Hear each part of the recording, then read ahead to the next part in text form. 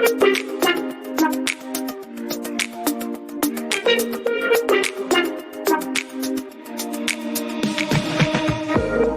êtes sur Système et Compagnie, le podcast qui vous accompagne à piloter votre business en ligne. Je suis Sonia Laurembourg et ma mission est d'accompagner les web entrepreneurs à changer d'échelle de business. Ici, vous découvrirez des conseils, des concepts et des réflexions pour reprendre le contrôle sur votre temps et votre activité et structurer et développer votre business en ligne. Bonne écoute! Hello hello, je vous retrouve aujourd'hui pour un épisode full valeur. J'ai demandé à Arnaud, donc notre expert finance pour cette seconde saison, de nous développer 3 concepts clés concernant la gestion et le suivi des finances.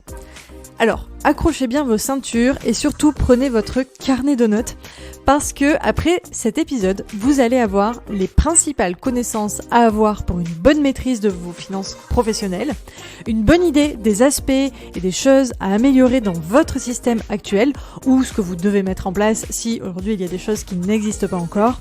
Et vous aurez également certainement plus de sérénité parce que vous allez voir, piloter ses finances, c'est à la portée de tout le monde. Il suffit de connaître les quelques bons concepts que l'on va vous partager dans cet épisode.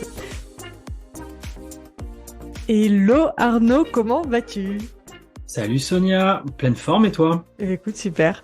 Bon, allez, petite parenthèse, dans la réalité des faits, on est sur la même session d'enregistrement. On est toujours en pleine forme. On est toujours en pleine forme depuis le début. Mais comme pour vous qui nous écoutez, on est sur un épisode différent. J'avais envie de saluer Arnaud à chaque fois, donc ça va toujours bien ? Ça va toujours bien Sonia. Super. Alors, dans cet épisode, on va cette fois parler un petit peu de concepts clés de gestion financière. Et donc, on a travaillé ensemble sur 3 concepts clés sur lesquels échanger. Donc, ce que je te propose, Arnaud, c'est que je te donne le concept clé et puis je te laisse nous donner tout ton savoir, ta substantifique moelle sur chacun de ces sujets. No pressure, pas de pression. Pas de pression du tout, non. Ça va bien se passer. Et non, mais comme d'habitude, je rebondirai forcément sur certaines choses quand ça me paraît pertinent. T'es prêt pour cet exercice ? Allons-y. Allez, let's go. Premier concept, comptabilité versus finance. Est-ce qu'il y a une différence entre les deux notions déjà ? Et si oui, qu'est-ce que tu peux nous en dire ? Alors, d'accord. Écoute, déjà, la finance englobe la comptabilité. Tout ce qui est finance, c'est très large, et la comptabilité en fait partie. Je vais essayer de recentrer sur une distinction qui est importante par rapport au mot comptabilité. Mmh. Les gens ont souvent en tête la comptabilité générale, qui est la comptabilité de l'expert comptable, qui est celle qui en fait est une obligation légale qui revient à réaliser des comptes annuels, donc le bilan, le compte de résultat et les annexes légales une fois par an, et pour laquelle la société donne mandat à l'expert comptable. Ça, c'est une chose. Il y a une autre comptabilité qui existe, qui est pas en opposition, qui est complémentaire, c'est la comptabilité analytique. Alors là, j'introduis peut-être un mot nouveau pour certains. Désolé pour le gros mot, mais pour moi, la comptabilité analytique est vraiment essentielle pour le pilotage du business. Alors pourquoi ? La comptabilité générale, ce que je disais, c'est que c'est une obligation. Si on pouvait s'en passer, on le ferait bien volontiers. Ça permet pour le fisc d'avoir de la visibilité, de collecter les impôts, calculer la TVA, l'IS, etc. Mais ça apporte pas nécessairement de la valeur à l'entrepreneur. En plus, c'est quelque chose qui est rigide, qui est réglementé. Donc, il y a une nomenclature qui a été définie par le PCG, le plan comptable général, et l'expert comptable est tenu de se contraindre dans ce cadre-là. En plus, la comptabilité générale, elle est tournée vers le passé, c'est-à-dire que quand l'expert comptable pond les résultats annuels, l'année est terminée en fait, voire elle est terminée depuis plusieurs mois dans certains cas. Alors, est-ce que ça permet de piloter son activité au jour le jour et surtout d'anticiper l'avenir ? Mon point de vue, c'est, pour rester poli, j'ai envie de dire pas forcément. Je pense que c'est pas suffisant. D'autant plus que bien souvent, l'échange qu'on peut avoir avec son expert comptable, il va intervenir une fois par an. Alors oui, on va peut-être échanger avec lui en cours d'année, certes, mais ces rapports, ils tombent une fois par an. Et si on a un expert comptable pas très proactif, potentiellement, on n'en entend pas parler pendant des mois. Donc est-ce que cet horizon de temps, il est compatible avec l'horizon de temps du pilotage du business qui est presque quotidien? Mon sentiment, c'est que la réponse est non. Ok. Alors, en quoi consiste la comptabilité analytique dont je parlais? Déjà, elle est beaucoup plus souple puisqu'il y a pas elle n'est pas réglementée. En fait, c'est une comptabilité qu'on met en place pour les besoins du dirigeant.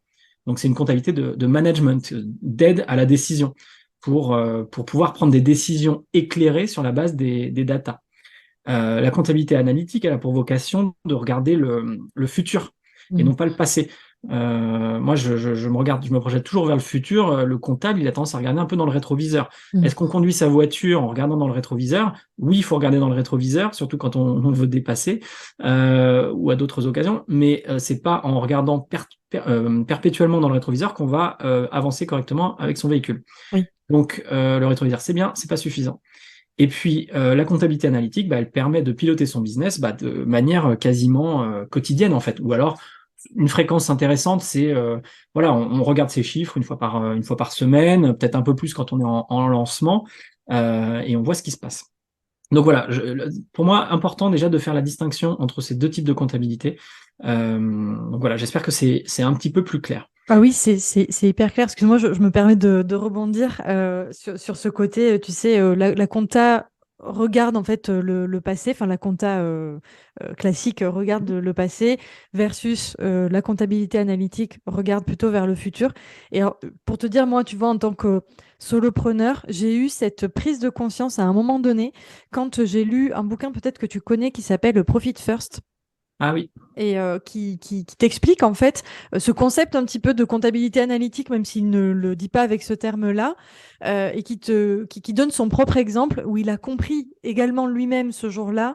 Le jour où il a compris ça, c'est le jour où son comptable lui a dit: Mais c'est génial, vous avez fait du bénéfice cette année, c'est super. Et en fait, lui regarde son compte en banque, il fait: Ah oui, mais alors par contre, c'est pas normal parce que je suis déficitaire sur mon compte en banque. Ouais, il était plutôt en Mhm, comment on dit, enfin, il devait de l'argent à la banque, quoi. mhm, mhm. Donc, c'est intéressant, tu vois, d'avoir cette vision-là. Et juste avant que tu poursuives, j'ai une petite question. Ce que tu appelles comptabilité analytique, on est bien d'accord que c'est un petit peu tout ce dont on parle depuis le début de ces épisodes, toi et moi. Absolument, je te Ok, rassure, effectivement, c'est le cas. ok. Ouais, donc pour rebondir et conclure sur la différence entre comptabilité et finance, donc là j'élargis à finance. La finance ça englobe d'autres sujets. Ça va englober des sujets d'investissement, ça va englober des sujets par exemple d'actifs qu'on pourrait être amené à acquérir. Ça va englober surtout des sujets de trésorerie, pilotage de trésorerie. Ça va englober potentiellement des thématiques fiscales. Donc c'est beaucoup plus large que la comptabilité, même si la comptabilité recoupe certains de ces aspects-là. Je réfléchis également en Mm. fait de ce que j'ai pu côtoyer en finance dans des grands groupes. Tu as toutes sortes de départements financiers au sein des grands groupes. Et tu as notamment tout ce qui va être ce qu'on appelle le controlling, donc qui va s'assurer de la bonne, enfin des process et qui soient bien respectés au sein de l'entreprise. Alors ça s'adresse pas à des solopreneurs, ça s'adresse potentiellement à des chefs d'entreprise qui ont des équipes, qui ont documenté leurs process et voilà, qui ont des problématiques de règlement de fournisseurs. On a confié la carte bleue à l'assistante. Qu'est-ce qui nous assure que l'assistante ne va pas partir avec la caisse? Tu vois, par exemple. D'accord. Ok, Voilà. c'est hyper intéressant. En fait, ce que j'entends là dans compta versus finance, donc déjà tu le disais, la comptabilité est englobée dans le concept de finance. Mais en fait, il y a tout un monde qu'on ne soupçonne pas quand on est solopreneur et que déjà, quand on fait sa compta analytique, c'est déjà bien. Et alors, j'ai une petite question qui me vient, c'est à à quel point c'est intéressant d'aller s'intéresser, j'ai pas de meilleure façon de le dire, Mhm. à ce grand concept de finance. Euh, comme tu le dis, en fait, c'est très large et tu vois, on peut avoir des problématiques spécifiques à des grands groupes, tu vois, du CAC 40 ou ce genre de choses. Mais il va y avoir des concepts financiers aussi intéressants pour des entrepreneurs solo ou des solo founders. À quel point c'est intéressant d'aller creuser ces questions-là? Qu'est-ce que tu recommanderais? Tu vois, voilà, moi je suis solopreneur, j'y connais pas grand-chose, mais j'ai envie de Mhm. connaître un peu cet univers. Qu'est-ce que tu pourrais me donner comme recommandation? Je pense que c'est important de s'intéresser au concept. Il n'y a pas Mhm. besoin de les maîtriser sur le bout des ongles, mais tu vois, des concepts comme l'effet de levier, l'effet de mix qu'on évoquait un peu plus tôt, le mix au produit. Effet de levier, j'en parlais du levier du financement. Effet de levier, qu'est-ce qu'on a d'autre? On a les effets de rotation, on va avoir des effets de fonds de roulement, on en parlait hein, un peu plus Mhm. tôt. Euh, Important de savoir qu'ils existent. On n'est pas obligé de les maîtriser, mais d'avoir un peu cette sensibilité quand même. Ok, ok, hyper intéressant. Donc, plongez-vous dans les notions de finance. Surtout qu'aujourd'hui, je pense qu'il y a quand même si ça reste un sujet un peu flou, comme tu dis, pas très sexy et pas toujours bien documenté, je pense qu'on trouve quand même de plus en plus de ressources, notamment parce qu'il y a plein d'entrepreneurs qui s'intéressent au côté investissement, etc. Donc, on peut quand même trouver des ressources intéressantes. Mhm, absolument. Ok, merci pour ce premier concept. On va passer au deuxième. Là, l'idée, c'est d'aller explorer un petit peu quelques concepts de base, justement, de l'analyse financière, donc de la comptabilité analytique.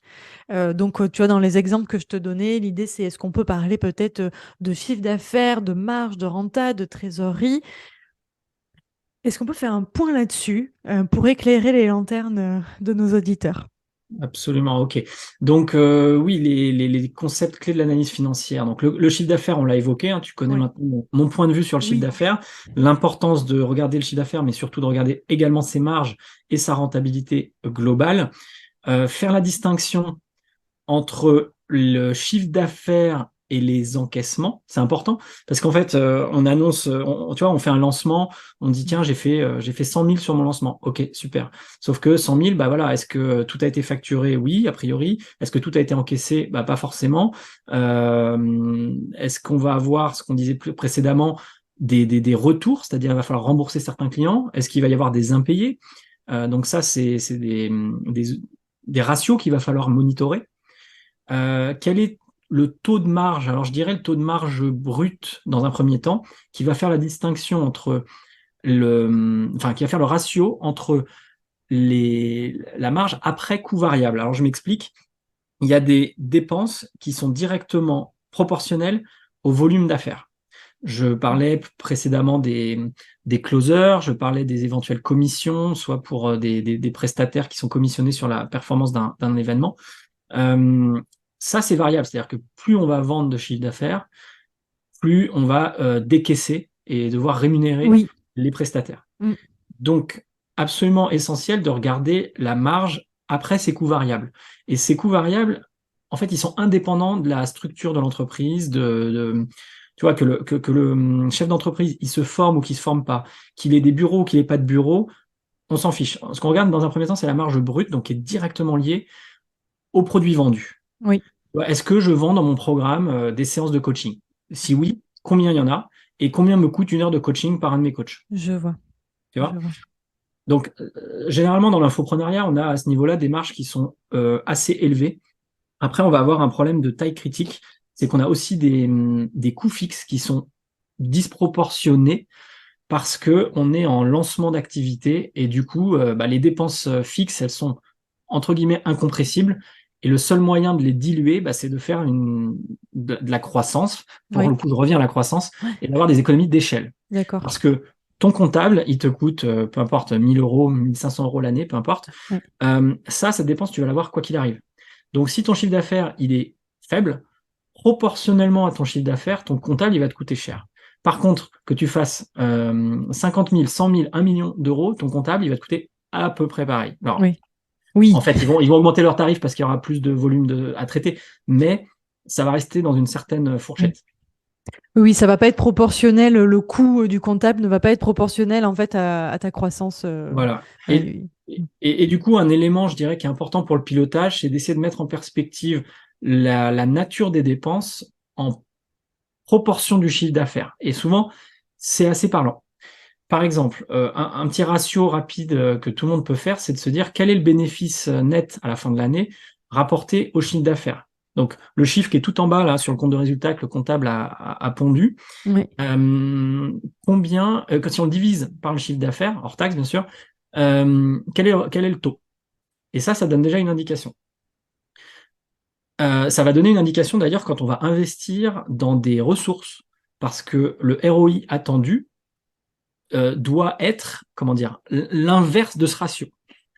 Bon, en gros, si je simplifie, parce que là, ça va être un peu obscur, si ton return on sales, donc ta marge bénéficiaire, on va dire, pour simplifier, est de 20%, ça veut dire que potentiellement, si tu investis dans des coûts fixes, il faut qu'il te génère 5 fois, donc l'inverse de 20%, donc 5 fois en ROI, ce qui t'a D'accord. coûté.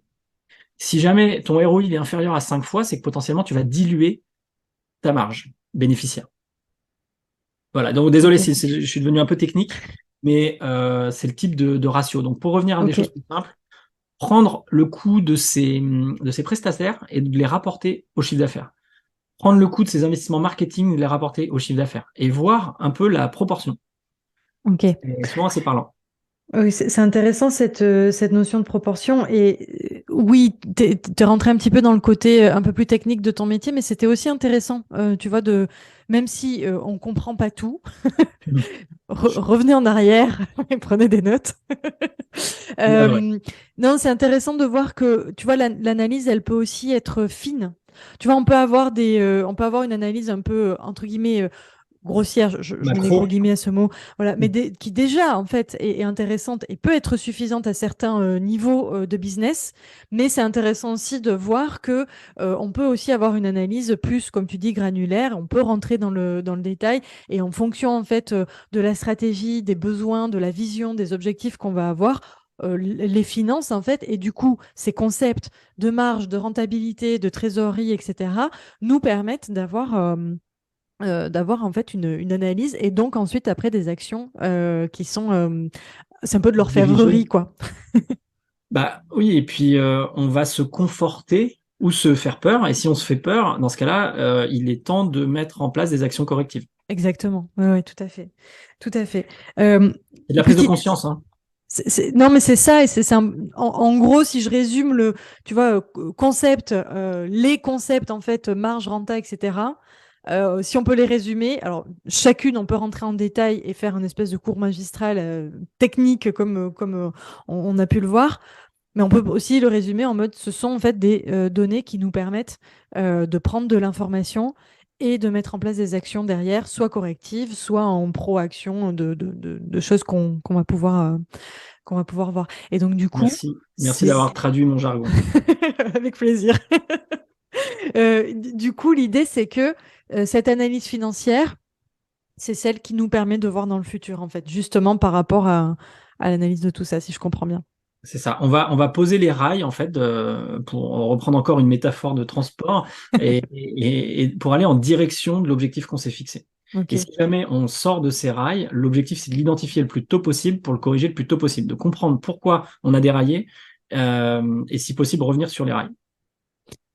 Et encore une fois intéressante tes métaphores parce que si je prends celle-ci et que je me dis je déraille pendant des kilomètres et des kilomètres et que je ne m'en rends pas compte, Bah oui, le jour où je m'en rends compte, le coût très en loin. fait que ça va engendrer, mais en fait le coût global, hein, c'est-à-dire en ressources, en argent, en temps, en énergie, tout ce que vous voulez, pour revenir reconstruire des rails qui vont me remettre en fait sur la voie de base, ben, en fait c'est compliqué quoi. Absolument, ouais. Ok. Trop bien. Merci Arnaud pour avoir développé enfin, ces idées-là. Je vais même pas parler de développer des concepts parce qu'en fait, ça aurait été trop compliqué de rentrer dans, dans chacun d'entre eux, je crois. Mm. Est-ce que juste, avant de passer au concept suivant, est-ce que on peut rassurer les personnes qui nous écoutent en disant, OK, mais c'est génial ce qu'il me dit Arnaud, sauf que moi, en fait, je vais pas, de mon côté, si je fais pas appel à un prestataire tel que lui, je vais pas réussir, en fait, à avoir cette analyse-là et justement me rendre compte que j'ai déraillé. Est-ce que on peut quand même, à un niveau basique, avoir une vision sur tout ça, arriver à analyser sans avoir de grosse Oui, expertise. oui, non, je pense que on peut avoir en grande masse déjà si on fait la démarche intellectuelle de poser les chiffres, Mm. de réfléchir, de voir où on en est, d'essayer de mettre un petit peu d'analytique, donc de mettre de la catégorie dans ses dépenses, de mettre de la catégorie dans ses recettes pour essayer de faire matcher tout ça, de voir un petit peu ce qui en ressort. C'est déjà une bonne approche. Et après, ça va se complexifier à mesure que le business va grossir, mais on va affiner aussi la lecture des chiffres. Donc, il n'y a pas un moment pour commencer. Je pense qu'on peut commencer dès le début. Mm. Il faut s'y mettre dès le début et faire évoluer au fur et à mesure ces outils de pilotage. D'accord. Ok, en fait, de toute façon, la granularité et le besoin de granularité, il arrive, il augmente en fait avec le développement et la maturité du business, quoi. C'est ça. Mm. Par exemple, je sais pas moi, sur un business, quand il y a le fondateur et éventuellement un ou une assistante, les problématiques de prestataires, elles sont pas présentes. On va pas s'interroger. Par contre, quand on va commencer à avoir des équipes de 5, 10, 15 personnes, là, on peut commencer à s'interroger, est-ce qu'on a un bon pilotage de ces équipes, de la Mm. facturation de ces équipes? Sur quelle base est-ce qu'ils me facturent? Est-ce qu'ils me facturent sur du forfait? Est-ce qu'ils me facturent sur du taux horaire? S'ils font du taux horaire, comment est-ce que je monitore tout ça pour pas me faire arnaquer non plus? Ouais. Mais donc, qui dit monitorer, dit mettre en place des process, etc. Donc après, ça devient des problèmes, encore une fois, de riches. Voilà, quand on est dépassé un peu par la croissance, Mm. il faut les mettre en place au fur et à mesure que les problèmes se présentent. Ok, hyper clair. Merci beaucoup pour cette petite précision. Et on va rentrer dans le troisième et dernier concept que je te propose de développer ensemble. Je ne pouvais pas faire toute une saison sur la structure, sur la mise en place de systèmes, sur quatre angles financiers, process, data, etc. Gestion de projet, sans parler d'outils. Je pense que mon audience m'aurait eu au détour d'un épisode. Est-ce qu'on peut parler un petit peu d'outils et de KPI? C'est-à-dire que bah, déjà, il y a cette question de premièrement, avant de choisir peut-être l'outil, c'est comment je choisis les métriques que je vais suivre et quels outils, en fait, je peux utiliser. Qu'est-ce que toi, tu recommandes pour aller suivre ces KPI et faire ce reporting avant de rentrer dans l'analyse? Ouais, très bien. Donc déjà, bon, les KPI, j'espère que les KPI, tout le monde les a en tête ce que ça signifie, mais je reviens dessus, hein, c'est des outils de mesure de la performance. L'avantage, c'est qu'on peut les définir soi-même. Il y a pas de KPI qui soit propre, enfin, qui soit applicable à tout le monde. Il Mm. faut vraiment définir des KPI qui sont propres à son business. Alors, on va sortir un petit peu de mon périmètre. Je pense qu'il y a des KPI qui sont essentiels sur la partie marketing. Oui, Et là, moi, je vais pas trop sur ce terrain-là. Je laisse les experts expertiser les KPI sur le marketing. Par contre, je vais plus aller sur des KPI financières, évidemment. oui. Euh, donc, tu parlais d'outils. Il serait intéressant de se demander quels sont vos outils de facturation, par exemple. Déjà, pour Mm. commencer, où est la source de données la plus fiable? Donc, moi, je vais souvent récupérer ça. Une des données qui est absolument essentielle, c'est la donnée bancaire, parce que tous les flux financiers d'une société passent tôt ou tard par la banque. Donc, on a énormément d'informations quand on récupère ces données bancaires. Donc, moi, ce que je préconise, c'est déjà de les télécharger, à minima, les télécharger une fois de temps en temps dans un format numérique, pas que en format PDF, parce que ça, c'est peu exploitable et c'est pas dynamique, en fait. Oui, c'est pas malléable. On peut pas après Exactement. travailler sur ces données. Ouais. Mm. Donc c'est déjà bien si on a l'approche de télécharger ces relevés de temps en temps, même si en fait ils sont accessibles pendant, je crois, 10 ans en ligne. Donc bon, voilà. Mais par contre, les données qu'on peut télécharger, elles ont une date de péremption. En général, en fonction des banques, au bout d'un mois pour les plus courtes, au bout de 3 mois, 6 mois en fonction des banques, on n'a plus l'historique en fait. Alors les néobanques, elles proposent l'intégralité des transactions bancaires, mais d'autres banques plus traditionnelles, comme je le disais, dans le pire des cas, au bout d'un mois, on n'a plus accès à ces transactions bancaires en format numérique. Donc on D'accord. peut plus après, comme tu dis, c'est malléable quand c'est en format numérique, on peut plus les manipuler et c'est perdu. Alors après, il y a des techniques, des astuces, mais ça devient compliqué. Ok. Donc moi, je préconise de télécharger quand même régulièrement son historique aussi bien sur la facturation que sur la partie transaction bancaire, pour pouvoir derrière s'en servir à faire de l'analyse. Les outils de facturation, ils présentent souvent des graphes, il y a des dashboards qui sont en place, et souvent ils sont bien faits, voire très bien faits. Il y a parfois tellement d'informations que le chef d'entreprise, il ne sait pas trop quoi regarder. Il a accès à tout, il se dit c'est bon, c'est là, et du coup, il ne regarde pas. Ok. Donc ça, c'est quelque chose qui est un peu dommage, ça mériterait de s'impliquer un petit peu plus dans la lecture de ces dashboards. La limite des dashboards, des outils de facturation, c'est que bah, du coup, ils ne tiennent pas compte de la partie coût. Donc, coût d'achat si on parle de produits physiques, et puis bah, tous les coûts induits par des services, hein. On parlait de coaching éventuel, on parlait de... Bon bref, tous les coûts qui peuvent Je être vois. reliés. Et donc pour ça, il va falloir essayer de faire la jonction entre les différents outils. Et c'est là où moi je me place en fait, c'est je regarde ce qui Hmm. existe, je télécharge tout ce qui est disponible et je vois comment on peut faire converger la data. Ok, du coup, ce que j'entends, par exemple, si on prend cet exemple on en a parlé notamment quand on était dans les défis, je veux savoir quelle est ma vache à lait, quel est le produit, en tout cas, qui a le plus de potentiel de bénéfices, de rentabilité, qui va me permettre de rapporter le plus d'argent et Oui, me coûter le moins cher. Si je veux avoir cette vision-là, bah, en fait, probablement, mon logiciel de facturation va pas forcément me donner cette réponse-là. Donc, il va falloir que j'aille créer un spreadsheet, j'imagine, par euh, exemple. où je vais aller récolter donc les KPI spécifiques à cette problématique-là, cette question-là, et je vais aller en fait, comment dire, confronter ces données-là pour me donner la réponse j'en sais rien, c'est ce produit ou ce produit qu'il faut aller lancer. Est-ce que c'est Oui. un petit peu le process finalement sur lequel tu travailles? Ah bah, complètement. Et donc moi, j'accompagne les entrepreneurs à la mise en place de ces outils et surtout des process de nomenclature en fait des produits. Je m'explique. Pour faire le lien entre la facturation et les coûts induits par un produit, il va falloir les relier. Et pour ça, on va utiliser un système de tag. Donc, quand on a un produit A, un produit B, un produit C, idéalement, il faut être capable, quand on a des dépenses, de pouvoir les relier au produit A, au produit B, au produit C. Et donc, ce travail de catégorisation, qui peut se faire en semi-automatique, voilà, c'est ça que je mets en place en fait avec mes clients. C'est hyper clair. Du coup, si je reviens sur le concept de base KPI outil, si je résume par rapport à ce qu'on a dit, c'est savoir les informations que je veux avoir. C'est-à-dire, est-ce que, en fait, par exemple, je veux calculer les coûts d'un produit, est-ce que je veux calculer ma rentabilité, est-ce que je veux calculer, j'en sais rien, mon bénéfice, Oui, etc. Deux, me questionner où sont ces données-là, en fait, quelles sont en fait, les les sources. sources Mhm. de données qui vont me permettre, en fait, de réfléchir sur ces questions-là. Et trois, je vais aller mettre tout ça dans un outil qui va me permettre, en fait, de faire merger le tout, qui va faire un petit peu la popote et qui va me dire, OK, donc, au vu de ça, la réponse, en fait, c'est ABC, si je comprends bien. Exactement, tu as très bien synthétisé ma pensée ou mon propos.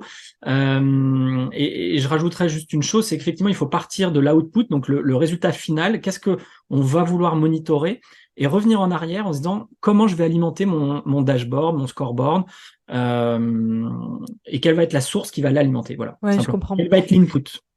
Je comprends, oui, oui, tu pars entre guillemets du résultat. Oui, voilà, Voilà, j'ai ce résultat-là. En fait, idéal. voilà, je l'ai obtenu comment? Il arrive d'où, en fait, ce résultat? Ok, hyper Voilà. clair. Euh, Est-ce que tu peux recommander, alors quand je dis recommander des outils, c'est pas forcément nous dire Penny Lane ou j'en sais rien quoi qu'il faut utiliser, parce qu'on l'a déjà dit, ça dépend complètement de ce qui existe déjà, hein, des objectifs, du niveau, entre guillemets, de business. Euh, Quand je dis est-ce que tu peux recommander, la question c'est est-ce que par exemple si je veux commencer un spreadsheet c'est bien ou est-ce que c'est intéressant d'aller plus ou moins tout de suite sur une solution un petit peu plus complexe? Tu as parlé d'automatisation. À quel moment c'est intéressant pour moi d'automatiser? Est-ce que je dois tout de suite réfléchir à ces questions-là ou pas? Tu vois?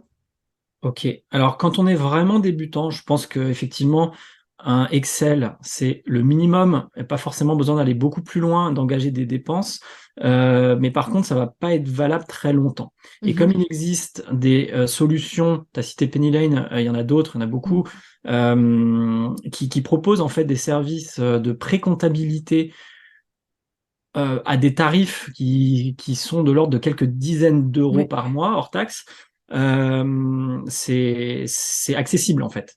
Et le plus tôt on met en place ce type d'outil, plus vite on collecte de la donnée, plus vite on la raffine, on lui rajoute en fait du contexte. On parlait de tag tout à l'heure. Plus vite on va être capable de mesurer la marge par produit et donc prendre ses décisions d'investissement. Ok. Euh, D'autant plus que ces outils-là souvent permettent d'exporter la donnée. Donc après, on peut aller la retravailler dans d'autres plateformes, qu'elles soient très robustes ou, par exemple, pour faire de la visualisation, ou qu'elles soient rudimentaires, mais revenir dans du spreadsheet et faire des tableaux croisés dynamiques, par exemple, pour donner du sens à la donnée. Euh, alors après, tu parlais d'automatisation. Mm. Je pense que l'automatisation, elle est intéressante, mais elle intervient un peu plus tard, quand on a vraiment bien défini le besoin, quand on est satisfait de l'output, donc mettons le dashboard qu'on a mis en place, quand il a plus vocation à évoluer, ou pas trop, là on peut commencer à automatiser. Mais ne mettons pas la charrue avant les bœufs en automatisant quelque chose qui n'est pas stable encore. Ouais. Et tu ouvres la voie à cette question. Je pense qu'on va, comment dire, pas développer en long, en large, en travers avec Antoine, qui est mon expert process et automatisation de cette saison. Mais c'est vrai qu'on a souvent cette tendance à se dire, oui, en fait, il faut que j'ai du reporting à faire, donc je vais l'automatiser. Moi, dans les entreprises dans lesquelles j'interviens avec les clients, souvent, je suis amenée à mettre en place justement du suivi analytique, etc. Mhm. Et se pose la question du reporting, est-ce qu'on l'automatise ou pas? Et en fait, moi, je suis vraiment partisane de le reporting, dans un premier temps, en fait, c'est manuel. Déjà parce que dans un premier temps, on n'a pas besoin d'aller reporter des tonnes de données. Et en fait, ce serait plutôt contre-productif d'aller faire un reporting de, je sais pas, 10 000, enfin, j'exagère, mais de 10 ou 20 lignes, en fait, pour un même sujet. Mhm. Pour un sujet, pour moi, c'est bien d'avoir une, deux, trois données maximum à reporter. Et c'est exactement ce que tu dis, c'est au bout d'un moment, en fait, on maîtrise complètement le reporting et l'analyse de ces données-là, donc on va aller les automatiser. Donc ça, c'est une première chose. Absolument. Et la deuxième, je trouve, c'est que quand tu fais ton reporting manuellement, je sais pas comment dire, tu es connecté en quelque sorte, pour parler un peu ésotérique, mais tu es connecté à cette analyse, à cette donnée. Et tout de suite, tu as une autre dimension, je trouve, quand tu vas collecter ton chiffre d'affaires, en tout cas tes encaissements mensuels, et que tu les reportes plus ou moins à la main, tu n'es pas obligé de le faire tout manuellement, mais quand il y a quand même une partie du process qui est manuelle, je trouve que ça te donne une réalité de ton terrain que tu n'as pas forcément en fait quand tu automatises cette partie-là. Donc évidemment, il y a après un niveau de business où tu ne peux techniquement plus faire à la main. Mais voilà, le petit ajout que je voulais, que je voulais faire là-dessus. Je suis parfaitement en ligne avec ce que tu viens de dire. Je me permettrai de rajouter juste un petit bémol parce que tu as dit donc remplir les dashboards à la main. Mm. Oui, dans une certaine mesure. C'est-à-dire qu'il y a quand même des choses qu'on peut, euh, avec des formules pas très compliquées, quand même, des formules dans des spreadsheets, pour récupérer la donnée. En fait, ce qu'il faut quand même éviter, c'est que ça devienne trop chronophage, que ça devienne une tâche rébarbative qu'on procrastine. Du coup, on le fait pas. Du coup, on n'a Oui. pas de lisibilité. Et en plus, quand c'est manuel, potentiellement, ça peut être faux. Donc moi, j'aime bien quand même mettre un certain niveau d'automatisation, alors sans faire appel à des Zapier, des Make, etc. Mm. Ne serait-ce que des formules je vais rentrer dans le détail, mais de la Oui. recherche verticale sur une base de données. Tu télécharges depuis ton outil de facturation la donnée brute et tu fais en sorte que ça alimente ton scoreboard en quasi automatique. Donc en fait, ton opération, elle revient juste à aller chercher tes transactions, copier-coller, et normalement ton dashboard il est quand même à jour. Voilà, je voulais juste refermer cette parenthèse. Oui, non, mais tu as raison de rebondir là-dessus. C'est important aussi, oui. Si on a trop de données à récolter à la main, en fait, on ne le fait pas et du coup, on procrastine et voilà. Et du coup, on n'a pas la donnée. Donc, trouver le juste milieu, en effet, entre je fais du reporting à la main parce que ça me permet d'être connecté au sujet que je suis en train de reporter, d'analyser.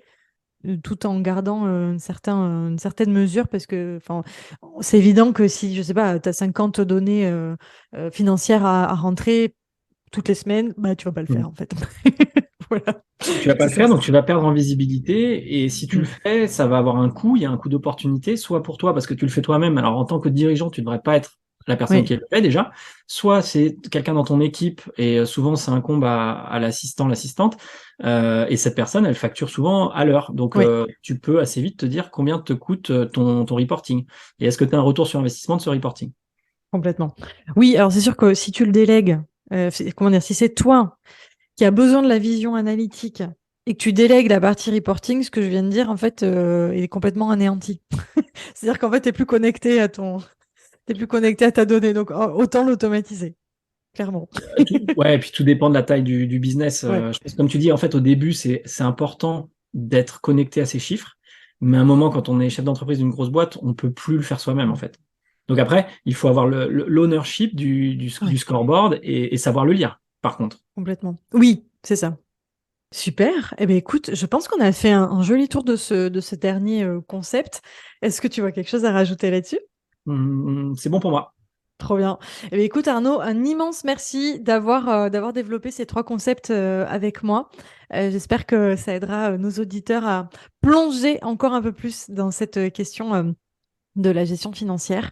Un immense merci pour ta participation. Et puis, je te dis à En prie. tout bientôt. Merci beaucoup. Merci à toi. Merci d'avoir écouté l'épisode jusqu'à la fin. Si vous l'avez apprécié, n'hésitez pas à le partager autour de vous et à vous abonner. Vous pouvez soutenir le podcast en laissant un avis sur Apple Podcast ou Spotify. Quant à moi, je vous souhaite une merveilleuse journée et je vous dis à très vite dans le prochain épisode.